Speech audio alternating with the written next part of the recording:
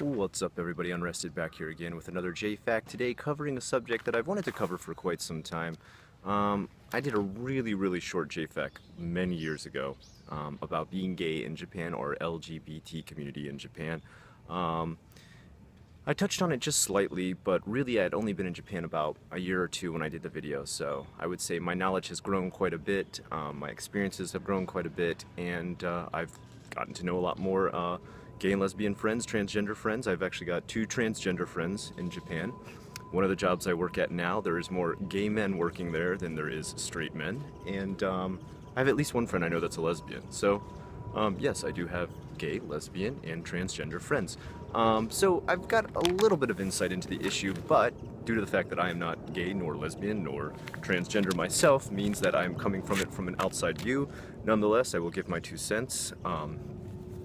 Let me start by first saying that I myself don't see why anyone would judge anyone for what they want to identify as or where they want to stick their parts and bits. The fact that it still exists in this world today in the year 2014, or that people would be judged for their sexuality, completely disgusts me. I don't know why you would judge anybody for their sexuality. It's ridiculous, stupid, and ignorant.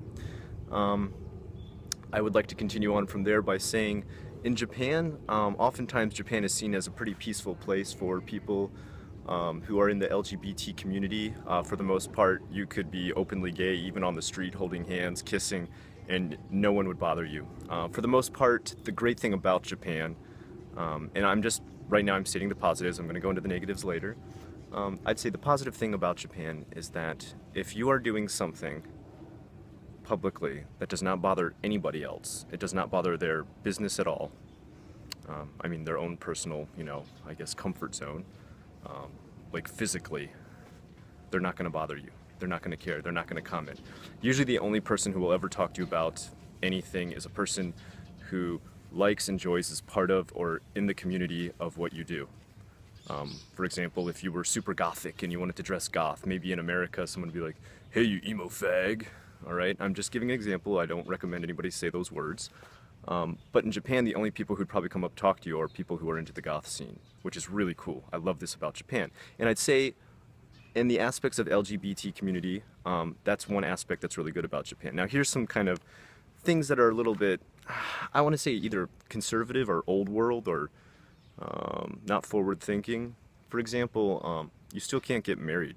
You can't have a gay marriage in Japan, which is pretty surprising. I don't know what basis they have around that, because we don't have any sort of Bible here that says Bible says marriage is between a man and a woman, and that's what God said, so we gotta do what God said.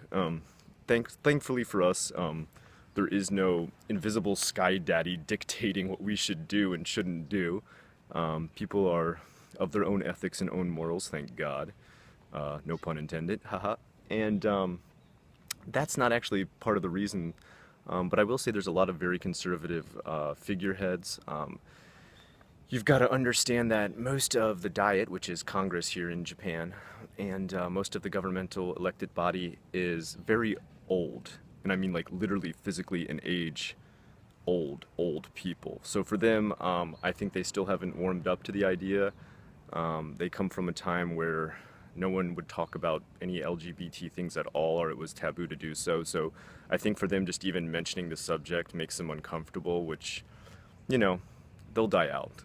They'll die out. That's all I can say. And hopefully that ethos dies with them. On TV, there are some very famous transgender, gay and lesbian actors, talento as they are called in Japanese. There is, for example, Kenji, probably the most famous transgender. He is usually, I guess you could call him a comedian, maybe. At times he's quite honestly a bit annoying. I mean, that's my honest opinion, no matter what he would be. He's quite annoying sometimes. He's on many variety shows. There is a rather large transgender known as Matsuko deluxe, who I actually quite enjoy. She is pretty damn funny. She's got really good insight into the drama behind a lot of variety shows and talent in Japan. She's actually very smart. She loves food. When you go look up Matsuko Deluxe, and you'll be like, yeah, this woman loves some food. Matsuko deluxe. Go look that one up. But let me go ahead and today I'm going to be quoting some sources from Kansai Zine. If you guys don't know this, it's a magazine I was actually in not too long ago in October. I had a little horror piece in one of these connected to my Hyakumonogatari video. So I prefer using this because I feel it is a valid source and something that is a good read for anybody coming to Japan. If you are looking for a good English rag that is free to pick up at many a different gaijin-friendly place, I highly suggest Kansai Zine. Let's take a look here. So it says, Japan's pop culture, especially on primetime TV shows that are known to present their LGBT guest hosts and personalities with pride. But these recent trends, which suggest an openness towards the gay community in Japan, can be misleading. The perceptions of homosexuality in the media and amongst the general public are seen by many as misguided and based on novelties and stereotypes, treating homosexuality more like an amusing fetish than a genuine sexual identity. Yeah, I've got to say there's some times on Japanese TV where they do approach it in that manner, and they approach transgender in that manner too, which I don't know. Here's the thing. I feel like if they were to approach it in a political manner in that way, that would be inappropriate. But I feel like a lot of the times when they do this, it tends to be in a sense of humor. Now, the horizon and the spectrum of what is PC when you are doing humor and skits and comedy and stand-up comedy, I feel is far broader than if you're doing something political. So I don't know how hard you can hold somebody accountable in the situation of a comedy skit, but that's more of a public opinion of, I guess, the readers of this magazine, the writers of this magazine. You are welcome to your own opinion, which I would hope you would write in the comments below. I'd love to hear it, quite honestly. I give comedy a lot more leeway in the realm of being PC. Okay, so a lot of the attitudes towards people who identify as lesbian, gay, bisexual, or transgender in Japan are what make gay pride parades an important, necessary platform on which to fight discrimination against LGBT community in this country. Now, that's something that's really important because there's actually, and I want to go ahead and read this right here, there are part of Osaka, that's where I live if you guys didn't know. I'm not a Tokyo vlogger, I'm in Osaka, please don't write me about Tokyo. In Umeda, which is a wonderful district, there is a district area called Doyama-cho. And I knew that this gay district did exist, this LGBT friendly district did exist, but I didn't actually, I never knew the name. I have been there a couple times with friends from work, of course. As I said, I work now with, how many gay guys at my work? 4 gay guys and 2 straight guys. I'm the other straight guy. So I've been there with them a couple times. Awesome place, super party zone. It's brimming with bars, restaurants, saunas, and vitality in an atmosphere that can be difficult to find in other more conventional commercial areas. The popularity of areas like this and the people who frequent them is often reflected in Japan's pop culture, especially on primetime TV, and shown and presented on LGBT guest host shows and personalities. So that's kind of, the way Japan handles a lot of this stuff. It's like they have areas for everything, which I think that's something you could say of almost anything in Japan. I feel like that's one of the great things about Japan is that when they do have communities or interest groups or people into certain aspects of certain lifestyles and different types of even things that they find popular on TV or cartoons they watch or anything, they make either a group for it, a place for it.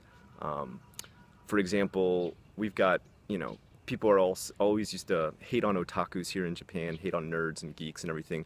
But then here in Osaka, we've also got Nipponbashi in Denden Town, which is just solely for those people to totally enjoy themselves, be totally comfortable, shop for all the geeky stuff that they want, and no one's going to judge them. And that's what I like. I like that about Japan. But at the same time, I kind of wish Japan would come into the year 2014 and accept gay marriage and, not even turn a blind eye to it, just turn a blind eye to anything that's any kind of discrimination against anything in the LGBT community. There's one thing I will say though, and please correct me if I'm wrong on this, but I am pretty sure, now the laws I guess may have changed on this from the last time I read it, but I remember reading that if you are from a country in which gay marriage is legal, you can come to Japan and get married as long as your country approves of it. So I think that's a step in the right direction, but at the same time, I think it kind of sucks because it means like, well, if he says it's okay, then it's okay with me. It should just be okay with you, Japan, all right? You should just say on your own, without the help of another country, everything's cool, all right? Anyway, guys, that's just my 2 cents, and it's a little bit of a look and an insight into the LGBT community out here in Japan. If you have any questions, please feel free to comment below. I would love to hear your comments on the subject. If you like what you saw here today, please like, comment, and subscribe. I am Unrested. This was JFAC.